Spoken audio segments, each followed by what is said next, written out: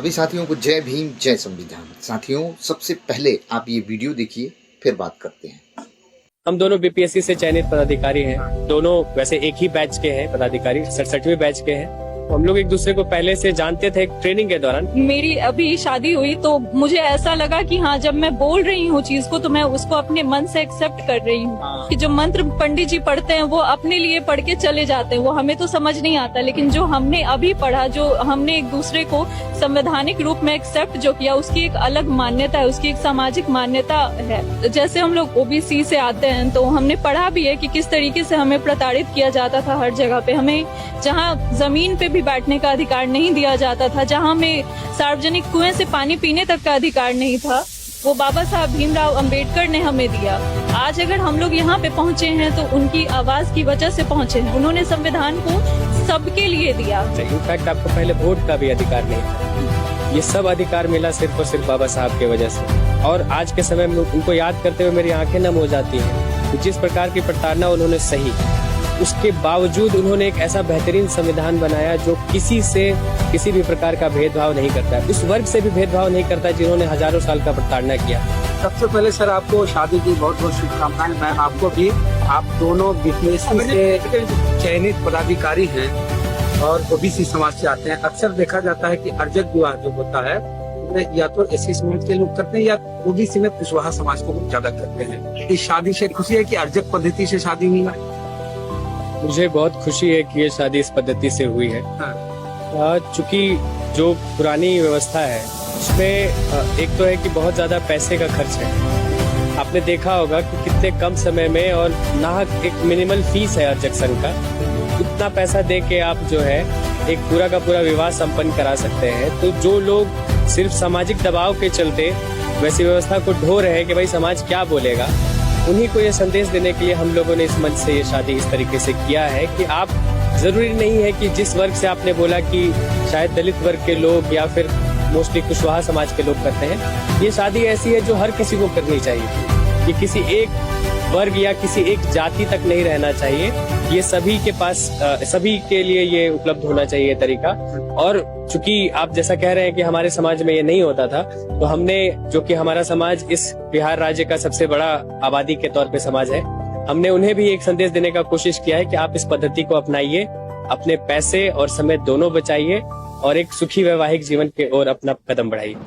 सबसे पहले तो आप लोग दोनों लोगों को हार्दिक हार्दिक मंगल कामनाएं।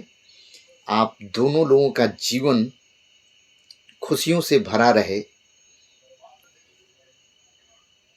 और आप लोगों ने जो निर्णय लिया है ये समाज में निश्चित ही बदलाव का रूप है और आप लोग एक बदलाव लेकर आए हैं और बदलाव होकर रहेगा।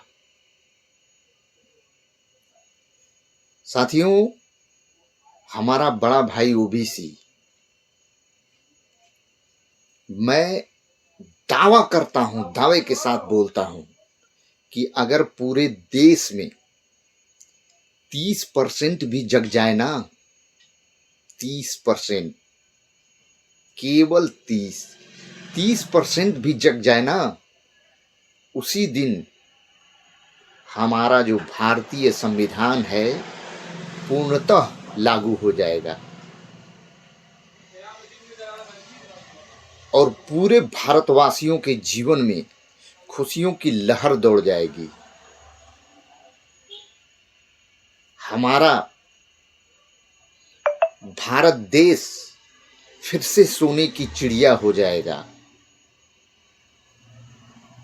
लेकिन हमारा ओबीसी भाई इस ढोंग पाखंड तंत्र विश्वास में इस तरीके से फंसा हुआ है, उसको इस तरीके से जकड़ दिया गया है कि उसमें से जानते हुए भी वो साहस नहीं कर पा रहा है, वो हिम्मत नहीं जुटा पा रहा है कि उसमें से वो निकल जाए।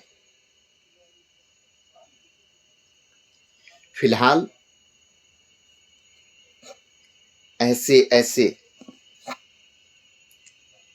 जो ये जोड़ियां हैं, ये दूल्हा और दुल्हन दोनों ही बहुत बड़े बड़े पदों पे हैं, अफसर हैं ये लोग, और पढ़े लिखे हैं, और सच्चाई को ये जन जन तक पहुंचाना चाहते हैं।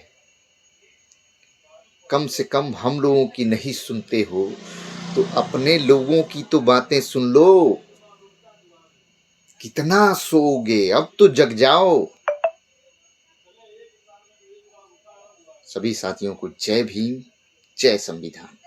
कर दो वीडियो शेयर।